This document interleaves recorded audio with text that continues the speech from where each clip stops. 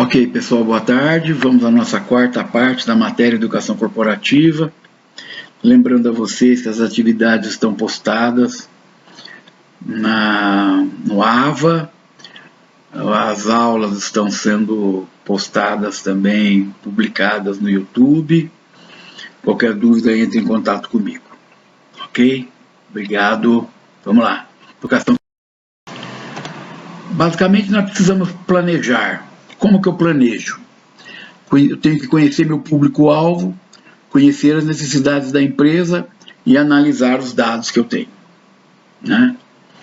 Então, tipo, qual é meu público-alvo, como que eu vou trabalhar, quais as necessidades da empresa que eu vou precisar melhorar, né? Qual é o meu objetivo. Aqui nós vamos dar para vocês 4 dicas, né, que como nós podemos, vamos dizer, executar esse treinamento com técnicas de educação à distância, né. A educação à distância, né, que é exatamente o que nós estamos tendo hoje, tem uma redução de custo muito grande, né, tem uma flexibilidade do aprendizado, uma facilidade de atualização de conhecimento, né, porque é tudo feito pelo computador e você fica sempre mais plugado nessa dinâmica de internet, e você não tem problema com barreiras geográficas. Empresas grandes, multinacionais, empresas como hotelaria, por exemplo, um Hilton da vida, eles aplicam muito esse treinamento à distância, né? Porque você imagina o custo para mandar um executivo, né, ou uma pessoa qualquer que seja, para fazer um treinamento para o pessoal deles. Não é um negócio que eu vou mandar para por exemplo, no caso de um Hilton, por exemplo, eu não sei quantos hotéis tem no Hilton, mas imagina que tenha 20 hotéis Hilton, por exemplo. Quer dizer, quanto custa, né, essa passagem, né, quanto custa a estadia dessa pessoa, a comida, né, todo o processo, né, a dinâmica, né, para dar esse treinamento. Então, existe essa facilidade do treinamento à distância que facilita a vida de todo mundo. Quais os motivos para investir em treinamento online? A aplicação do conhecimento é ágil, o acesso à informação é feito a qualquer momento. Eu não preciso, por exemplo, se eu chamo um executivo para dar um treinamento para o meu pessoal em determinado dia, horário, eu tenho que parar todo mundo. Imagina uma produção, por exemplo, uma recepção de hotel, por exemplo. Como é que eu paro todo mundo? Não tem como. Quem está chegando no hotel não quer saber, ele quer ser atendido. Quem está saindo do hotel não quer saber, ele quer ir embora. Então o que você faz? Você teria que dividir o treinamento em 2 partes, né? Em 2 partes não, em 2 horários. É custo que eu estou pagando para o fulano que vai dar o treinamento, né? E no caso da atividade online, eu posso dividir, por exemplo, o pessoal em quantas turmas eu quiser, ou então eu falar para o pessoal, olha, no seu momento de folga, né, no seu momento de folga não pode, né, aí é contra a lei, mas no seu momento que você estiver mais tranquilo, mesmo no horário de trabalho, que você viu que não tem muito problema, por exemplo, a recepção tem 3 pessoas, fica 2 e uma vai olhar o curso lá, tá certo? Então dá para eu fazer a jogada que for mais interessante para mim. Parte-se do princípio que o treinamento online tem uma melhor retenção de conhecimento, porque o aluno fica mais focado no computador, né? Desde que ele não fique no celular, né? Porque se o celular tocar, ele para toda hora, também é uma merda. Mas se ele, por exemplo, dá uma focada, fala, bom, aqui eu vou ouvir aqui, vou fazer esse treinamento, 30 minutos, desliga o celular, se fecha num canto quieto, 30 minutos, não sei o que, ele tem o quê? Maior produtividade, né? E melhor retenção do conhecimento.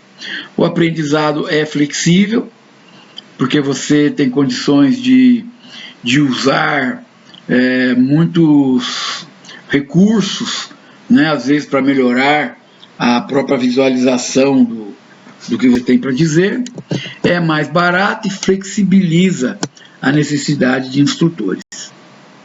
Aquilo que eu falei lá em cima. Os itens importantes são comportamento, comunicação, liderança, motivação e habilidades. Então, a sua maneira de se comportar, sua maneira de se colocar, né, a sua verbalização, voltada aí no caso a comunicação, né, o seu traje, tudo isso é extremamente importante para que você possa dar uma boa contribuição para os funcionários. Obviamente liderança, né, quem está fazendo treinamento tem que ter liderança, tem que saber o momento certo de fazer o pessoal fazer uma atividade, fazer outra, tem que saber argumentar, por exemplo, é muito comum, você vai dar treinamento, por exemplo, em áreas que às vezes o fulano sabe muito da área, né? Você tem que ter esse conhecimento para poder ter uma liderança boa, né? Lógico que o fulano não vai entrar em atrito direto, mas às vezes você pega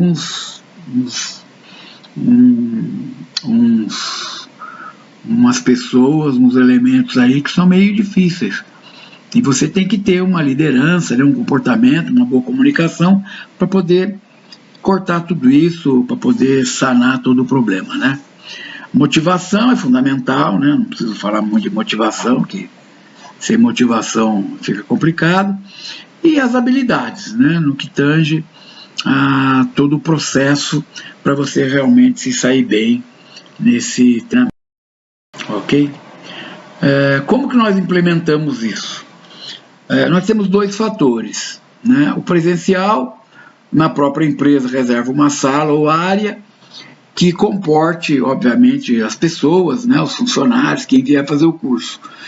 Isso é muito importante também. Às vezes eu já tive, nas vezes, né, que eu fiz treinamento em company, fiz muito treinamento em company, eu sempre ia um dia antes do treinamento para ver a sala, para ver os recursos, para montar a filmadora lá, montar os recursos, para quê? Para não chegar na hora e falar, gente, mas a sala não cabe, gente, tá faltando uma cadeira, gente, nossa, mas não tem luz, ó, aquela lâmpada está queimada. Isso não pode existir, né? Isso aí é uma situação realmente complicada. Quando você está fazendo um treinamento, por exemplo, em hotel, isso aí é a responsabilidade do hotel, porque você está alugando a sala do hotel, né? Então os treinamentos, conforme eu falei lá atrás que eu fazia em hotel, era tranquilo porque você liga no hotel e fala, olha, eu quero uma sala para 40 pessoas, eu quero uma distância entre uma cadeira e outra de pelo menos 60 centímetros, eu preciso que a cadeira tenha apoio para escrever, eu preciso de um como é que chama lá, o psiroca lá que passa um filme, que esqueci o termo, ou seja, quando você chega lá, eu sempre chegava pelo menos um dia antes, né? Então, se o treinamento era terça-feira, 8 horas da manhã, 9 horas da manhã, eu chegava segunda à noite. Primeira coisa que fazia é ir lá pegar o cacete, ir lá e olhar a sala para ver se estava de acordo. Às vezes não está, às vezes você está achando que está e o negócio é complicado, né? Às vezes o hotel não é aquela maravilha, né? Assim no atendimento e tal, mas geralmente em hotel é muito mais simples, né? E o outro fator é o digital, que são os cursos online, por videoconferência, daí afora, que aí os recursos são extremamente abundantes, dá para fazer muita coisa. Pela experiência que eu tenho de treinamento presencial, pelo que eu estou percebendo nos recursos digitais, eu acho que o treinamento digital ele tem mais recursos e ele tem melhores condições do aluno se empenhar mais, prestar mais atenção, né? Eu não sei, estou realmente gostando muito de entender dessa parte digital aí. O custo-benefício, né? No presencial, você tem público restrito pela posição geográfica, né? Que isso aí é aquilo que eu falei, pode ser um problema, né? Que é um caso, o exemplo que eu dei do hotel, se é feito que nem São Paulo, por exemplo, né? Eu posso ter até 2 hotéis da mesma categoria, por exemplo, mas dependendo de onde eles são posicionados, eu tenho que dar um treinamento num dia para um dia para o outro. Não dá para juntar todo mundo, né? Eu tenho que ter horário fixo, deslocamento é fundamental, aprendizagem é um processo, digamos, fechado, tem uma avaliação presencial e analógica, né? Que é uma relação de semelhança, e os conteúdos são fixos, né? Aquilo que eu programei, aquilo que eu faço, é aquilo que vai, né? Então não tem muito acordo. E demora na mensuração de dados, né? Porque se eu mando fazer um teste, por exemplo, então quando eu dava o presencial, eu fazia teste, fazia avaliação, fazia dinâmica, fazia não sei o que, às vezes o pessoal ficava esperando feedback. Você é obrigado a dar o feedback ali, né? Imagina uma sala de 30 pessoas, você tem que dar um feedback para 30 pessoas. Já aconteceu, né? Tanto que eu já tive, por exemplo, treinamentos que pessoal, o feedback pessoal será dado após o término do curso. Por quê? Porque daí tem gente que não quer saber, que se dane, sai e vai embora. Tem gente que fala, não, eu quero ver, espera, conversa, aí vai muito de cada um, né? Mas por que você não faz isso? Porque dependendo do número de pessoas que você tem 20 pessoas, você está dando o primeiro, segundo, imagina o 20º, esperando o cara falar, pô, sabe, eu quero ir embora. Pô. Então é um problema aí, né? Os custos e benefícios do online. Melhor relação custo-benefício, né? Porque os custos são menores, é possível atingir um público maior, independente da localização geográfica, os horários podem ser muito mais flexíveis, não se desloca ninguém, economiza tempo e dinheiro, estimula a autoaprendizagem, avaliação com base nas publicações dos alunos, né? Aqui no caso não é nem aluno, né? Aqui publicações dos próprios funcionários, por exemplo, pode acontecer, né? Métricas de acesso, né?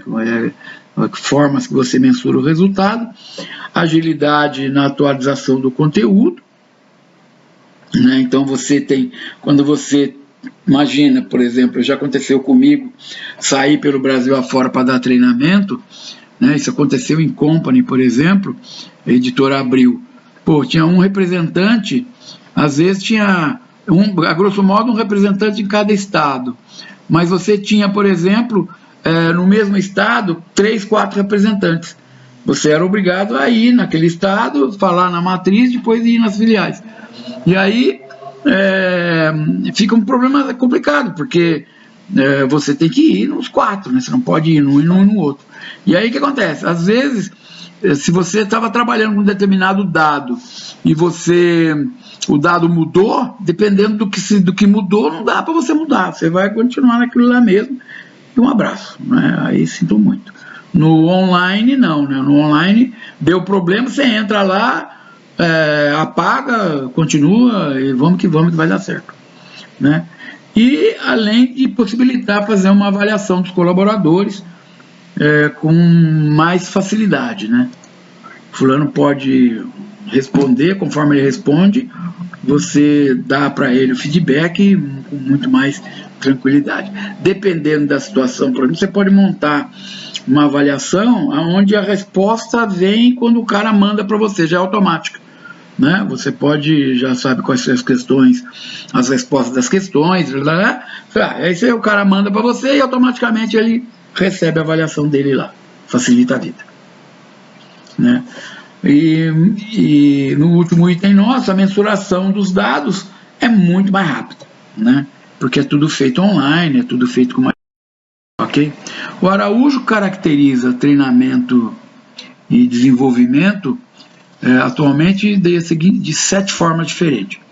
A organização percebida como sistema social amplo, foco nas relações interpessoais e equipes, desenvolvimento de habilidades intergrupais, processo de aprendizagem cognitivo, que é relativo ao seu conhecimento racional, emocional e motivacional, metas em todos os níveis, né? Inicialmente para os próprios gestores, e objetivos de adaptação, mudança e conscientização. Essa é a ideia de Araújo nessa caracterização de treinamento. Já a Pacheco caracteriza em 4 itens: foco no desenvolvimento de competências para o negócio da empresa, aprendizagem disponível em qualquer hora e local, sempre disponível, aprendizado pela ação. Então ele já é de ideia que você aprende agindo. E gestores e consultores orientam equipes, clientes, fornecedores para a melhor tomada de decisão e o aumento do desempenho da empresa. Enfatizando o conhecimento, o aprendizado e o desenvolvimento das pessoas com ou da organização. Abreu apresenta para a gente, na ideia de universidade corporativa, né? Ele apresenta 10 benefícios: visão de negócios compartilhados e coesa, programas alinhados às estratégias do negócio, agilidade na multiplicação das informações, cooperação entre as áreas organizacionais, agente eficaz de apoio ao conhecimento, orientação para a gestão da carreira do indivíduo, perpetuação da inteligência interna, sinergia, né, cooperação entre metas e resultados, diferencial competitivo e consolidação da organização de aprendizagem com visão de longo prazo de educação permanente. Então você percebe que Abreu já procura uma visualização muito abrangente com relação à universidade cooperativa, né? Por quê? Porque ele já elenca 10 itens, e nesses 10 itens ele tem uma visão extremamente larga de cada processo para poder efetivamente atender. Aqui nós colocamos um plano de aula para você, que você pode perceber que entre treinamento, desenvolvimento e educação corporativa, pesquisa, exposição e debate, não muda nada basicamente. Você não tem perda de conteúdo porque treinamento é de uma forma, desenvolvimento de outra, educação corporativa de outra. Não, todos eles você tem condições de fazer, de usar o mesmo tempo, usar as mesmas, digamos, os mesmos recursos para você poder ter um ganho efetivamente. O treinamento corporativo, avaliando desenvolvimento de pessoas. Nós temos basicamente o treinamento, o desenvolvimento. O treinamento, ele amplia habilidades para melhoria no trabalho a curto prazo, cria conhecimento, usa a integração, instrução programada, palestra e workshops, é integrado aos demais processos de gestão de pessoas e é importante a atuação de recursos humanos em conjunto com os gestores.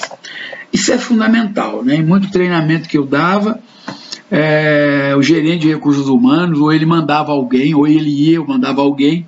Para quê? Para ver se o fulano que está dando o treinamento está obedecendo, né, aquilo que ele propôs, né? Porque você é contratado para fazer o trabalho. Quando você é contratado, eles dizem, tá bom, e você levanta para mim o que você vai falar lá, né? O que você vai usar de recurso e tudo mais. Você tem que, na hora que você está aplicando o treinamento, você tem que obedecer aquilo que você se propôs.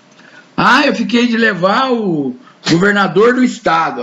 Que lindo, então nós vamos contratar você. Aí você chega na hora lá, o governador do estado não veio. Como assim não veio, meu, sabe? Você tá louco? Entendeu? Quer dizer, você não pode ficar prometendo porque você vai ter que cumprir, né? Tempo, vai começar às 9 e vai até 5 horas da tarde. Quando chegar às 2, você termina o negócio. Pô, Cátia, você falou que até às 5, quanto tempo falta? Então é um negócio complicado. Você falou que ia dar certificado. Faltou certificado. Como assim, você tá louco? Faltou. Depois eu mando. Não vai mandar nada, vai mandar agora. Pô. Tá certo? Você falou que ia entregar na hora, você tem que fazer na hora. Por isso tem que ter um certo controle aí, daí não tem problema. No desenvolvimento, ele aperfeiçoa as capacidades profissionais para o futuro da empresa, inclui a carreira, cria conhecimento e desenvolve competências estratégicas para a educação contínua. Usa o e-learning, né, os MBA, jogos gerenciais, coaching, daí afora. É integrado aos demais processos de gestão de pessoas e importante atuação dos recursos humanos, em conjunto com os gestores, certo? Sempre. E a educação corporativa é uma ferramenta de gestão do capital intelectual, do conhecimento e dos processos de aprendizagem da organização. Ocorre por meio da universidade corporativa, desenvolve competências estratégicas para a educação contínua, transmissão de informação é instrumento básico, né? Internet, intranet, e-learning, integrado aos demais processos de gestão de pessoas, importante a atuação de RH em conjunto com os gestores.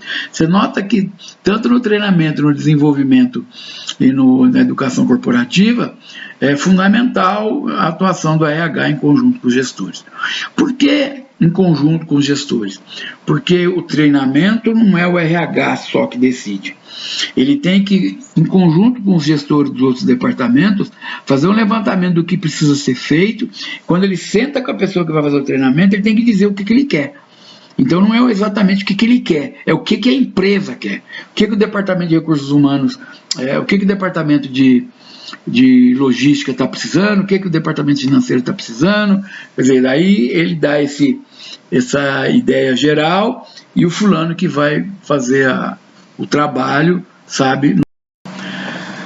O desenvolvimento desse desenho do programa de desenvolvimento de competências deve ser apoiado em uma programação. E aí, essa programação é o quê? É um processo, é o resultado do processo. Né? Quais são os passos para a implementação de programa de treinamento? Primeiro, você levanta necessidades, né? Você faz o projeto do programa, né? O que você vai atacar, o que você vai conversar, que recurso você vai usar, como que você vai implementar o programa, né? Como que você vai colocar isso para as pessoas, e essa avaliação, tem sempre uma avaliação. Né? Quem é que avalia? O próprio cara que fez o curso. Ele avalia o quê? Ele avalia tudo. Ele avalia o café de manhã que ele tomou, o local que foi o treinamento, os recursos usados, o cara que fez a exposição, os recursos que o cara usou, o almoço que ele almoçou, se terminou na hora certa, se terminou, e tem uma parte embaixo dizendo sugestões, né, críticas, comentários, quer dizer, ele fala o que ele quiser lá. Isso aí vai para o RH muitas vezes, e o RH vira e fala: Katsu, esse cara que eu contratei é uma bosta. Ah, puta, esse cara que eu contratei, nossa, o cara foi muito avaliado, bem avaliado, o pessoal gostou dele, que maravilha. Levantamento de necessidades. É a identificação da melhor forma e do foco do treinamento, analisando a empresa, a tarefa e a pessoa. Levantamento de necessidades. O primeiro passo para o diagnóstico da necessidade é a identificação de fontes para levantamento da necessidade de treinamento, que a gente chama de LNT, e mapeamento dessas competências, que vai evidenciar quem deve ser treinado e o que deve ser aprendido. Se ocorrer falha no processo de identificação, todo o processo perde sentido. Lógico, né? Se você, na hora que você está fazendo o levantamento de necessidades, o departamento erra, por exemplo, e para identificar o problema que precisa ser enfrentado, não adianta, né? Então, se a minha produtividade é baixa, eu vou, por exemplo, e a causa da minha baixa produtividade é relacionamento interpessoal, por exemplo, entre chefia e funcionário, não adianta eu dar um treinamento para melhorar a habilidade deles, para eles trabalharem melhor, tá certo? Não tem nada a ver. Não adianta dar um curso para eles de digitação, tá certo? O problema não é isso, o problema é relacionamento entre pessoas. Aí nós temos a aplicação de questionários específicos para mapeamento de necessidades, né? Que é a solicitação de supervisores, gerentes ou diretores. Avaliação de desempenho, observação, entrevistas com chefias, reuniões interdepartamentais, resultado dessa pesquisa de clima organizacional, exame de seleção de empregados, entrevista de saída, né? Isso é importante, né? Por exemplo, o fulano vai embora, você vai embora por quê? Né? Tudo isso que nós estamos levantando serve para quê? Para eu saber quais são as necessidades da minha empresa. Né? Então eu faço uma análise de cargo, eu tenho os meus relatórios gerenciais, as recomendações da auditoria e consultoria. Às vezes o treinamento é pedido por uma auditoria, não uma consultoria, que chega lá e fala, olha, eu fiz um levantamento do seu departamento está precisando de uma conversa, de um melhor relacionamento interno, né? Aí você é contratado para fazer isso, né? Ou você é chamado para fazer, pode ser você trabalhando da empresa. Você pode ligar na consultoria, na auditoria que seja, e falar, olha, você recomendou tal coisa assim, por quê? O que você viu? O que você acha? O que você quer? Olha, eu fiz um projeto aqui, quero mandar para você, dá para você dar uma lida, ver se o que eu estou fazendo está de acordo com o que você está recomendando? Tudo são recursos que a gente pode usar.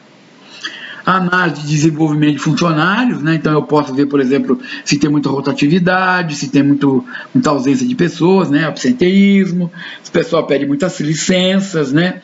Se tem muitas férias, né? Por exemplo, se as férias são muito acumuladas, o funcionário está puto, e sei lá mais o que.